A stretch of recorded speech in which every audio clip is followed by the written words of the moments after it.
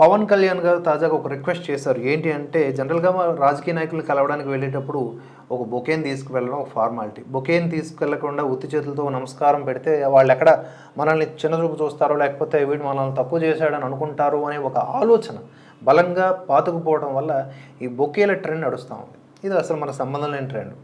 ఒక మనిషిని సాదరంగా స్వాగతించడం అంటే మంచిగా నమస్కారం చేయటమే. అంతే. మరీ పెద్దవాళ్ళైతే పాదాలకు నమస్కారం చేయటం. ఇంతే, ఇంతకు మించినటువంటి ఇది లేదు. అండ్ ఇది ఎక్కువ మంచి పర్యావరణ హితమైనటువంటి పని కూడా.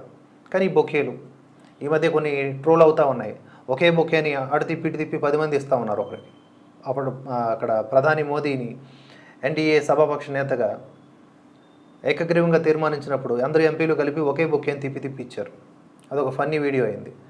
మొన్న చంద్రబాబు నాయుడు దగ్గరికి కలవడానికి వచ్చినప్పుడు జేపీ నడ్డా అండ్ అమిత్ షా, ముందు అమిత్ షా ఒక బొకే ఇస్తే ఎడమవైపు నుంచి తిప్పి కుడివైపు నుంచి మళ్ళీ జేపీ నడ్డా గారికి అదే బొకే ఇచ్చారు. సో ఇలా వైరల్ అవుతూ ఉన్నాయి.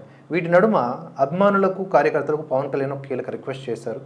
ఏంటి అంటే, దయచేసి త్వరలో నేను పిఠాపురం రాబోతా ఉన్నా.